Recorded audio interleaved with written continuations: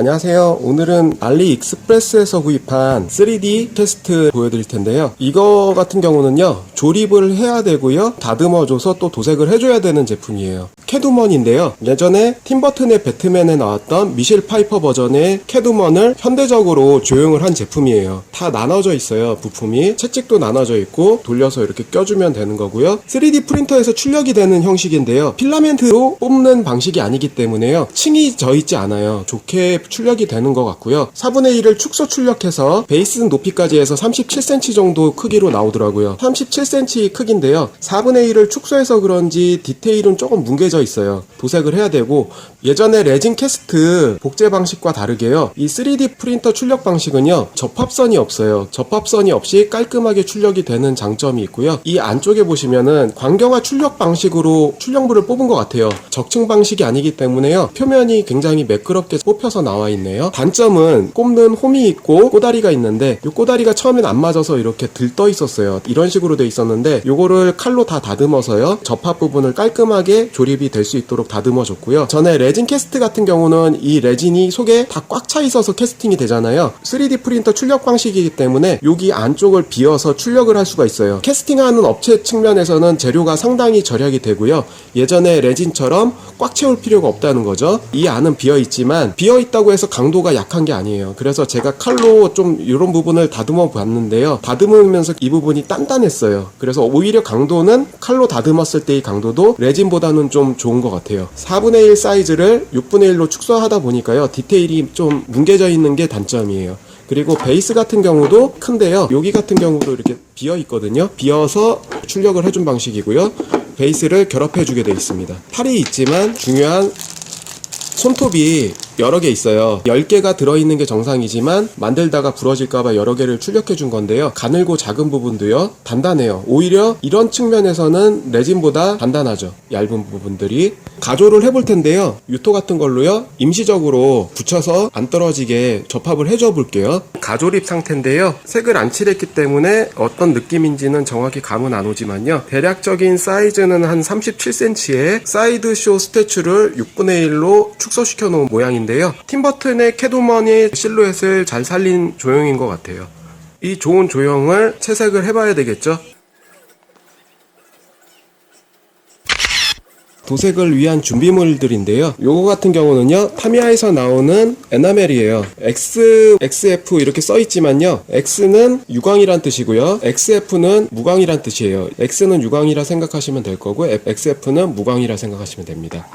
또 하나는 에나멜 도색이 기본적으로 있으면요, 카라는 게 있어요. 좀 더 피막이 강하면서요, 에나멜보다는 건조 속도가 빠르고요, 얘 같은 경우는 건조 속도는 좀 느려요. 그리고 피막도 조금 라카보다는 약하고요. 대신에 이 라카는요, 피막이 단단하고 빠른 건조감이 있는 대신에요, 라카 신너라고 같이 섞이거든요. 라카 신너가 굉장히 인체에 유해한 화학 성분이에요. 이런 노란색의 라이터 기름 같은 걸로 희석을 해서 사용을 하면 되는데요, 얘 같은 경우는 노란색의 라이터 기름이 아니고요, 전용 라카 신너가 필요해요. 이런 라카 신너인데요, 이게 인체에 굉장히 유해합니다. 그래서 저 같은 경우는요, 꼭 방독면을 쓰고 해요. 도색이 폐에 흡착이 되면은 굉장히 몸에 안 좋기 때문에요, 이렇게 필터가 달린 거, 그냥 일반 뭐 마스크나 그런 거 쓰지 마시고요, 필터가 달린 이런 마스크를 쓰고 도색을 하세요.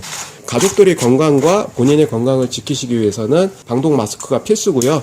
예전 레진 모형 같은 경우는 실리콘 형틀에서 띄어내기 쉽게 하기 위해서 이영제라는 거를 발라놨는데요, 시대가 변해서 3D 프린팅 된 제품들은요, 굳이 이영제를 쓰지 않았으니까 그냥 표면만 물로 닦아주고 도색을 하셔도 괜찮은데요, 이제 예전 레진 같은 경우는 이영제 때문에 서페이서라는 제품이 있었어요. 이런 캔 스프레이에 담겨져 있었던 건데 회색이거든요. 뿌리는 목적 중에 하나가 흰 모형이 있었을 때 굴곡 같은 거를 좀 더 명확히 봐서요, 표면을 정리하기 위해서 해줬던 적이 있었고요. 표면에 도료를 묻힐 때요, 피막을 좀 더 단단하고 도료를 잘 흡수할 수 있도록 표면을 잡아주는 역할을 해요. 스페이서라는 거를 예전에는 필수로 뿌렸는데, 지금 같은 경우에는 굳이 뿌릴 필요는 없을 것 같고, 표면이 하얀 바탕의 경우는요, 서페이스 도색이라고요. 표면을 이렇게 하얗게 비추면서 투명스럽게 도색을 해주는 방식이 있었거든요. 그런 방식을 써줘도 좋을 것 같아요. 일부러 흰 레진을 구입하시는 분들도 있었어요. 서페이스 도색 방식과 표면에 예전에는 서페이서라는 스프레이를 뿌리곤 했다는 거죠. 이런 방식이 있고요. 스프레이식 라카 스프레이고요. 이런 계열이라고 보시면 돼요. 라카 계열이라 보시면 되고요. 요거 같은 경우는 마감제인데요. 탑코트도 마감제고 미스터 슈퍼클리어라는 것도 마감제예요. 캐두먼 같은 경우는 겉에가 검정 레자니까요. 글로스라는 유광을 뿌려주면 좋고요.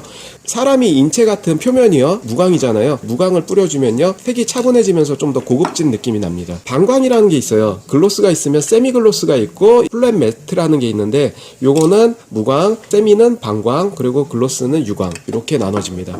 검색 같은 경우는 도색 염료를 많이 쓰게 되잖아요. 색칠하다 보면 통에 담겨서 따로 구입하는 라카도 있고요. 이렇게 도료에 대해 알아봤고요. 에어브러쉬 같은 걸로도 색칠해 주셔도 되고, 상황에 따라서 색칠을 못할 경우엔 이런 거를 대신해서 칠해줘도 됩니다. 이 부분에 벌어진 격차가 있는데요. 이 부분에 틈새를 주제와 경화제가 혼합이 되면 단단해지는 에폭시가 있거든요. 그거를 이용해서 채워주고요. 이런 식으로 틈새를 다 메꿔줬습니다.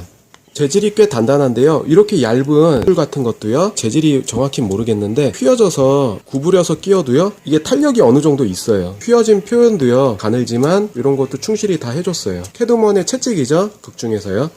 3D 프린터 상태에서 나온 출력물들을 강도나 디테일에서 믿지를 못했는데요. 지금 같은 경우 이렇게 작은 1mm나 될까요? 이런 것들도 강도가 어느 정도 있어요. 레진 같은 거보다 강도도 더 있고요. 디테일도 아주 작은 부분인데도 놓치지 않고 잘 재현해주고 있습니다. 이걸 잘라가지고 여기다 붙여본 건데요. 디테일도 좋고 굉장히 섬세해요. 전통적인 실리콘 레진 스타일의 그런 캐스팅들은 위험하지 않을까, 출력물 업체들이 장악하지 않을까 생각합니다. 지금까지 봐도요, 단점보다는 장점이 훨씬 많아요. 이제 만드는 사람 입장에서도 표면 처리나 기포 같은 것도 없이 단차도 없고요, 강도도 더 좋고, 흡면 수정이나 단차, 기포 그런 거에서 모두 다 우월합니다. 아직 얼굴 같은 디테일은 조금 부족한 것 같기도 한데요. 노즐 같은 거 앞으로 세밀하게 나오면 이런 걸 충분히 극복할 수 있을 것 같아요.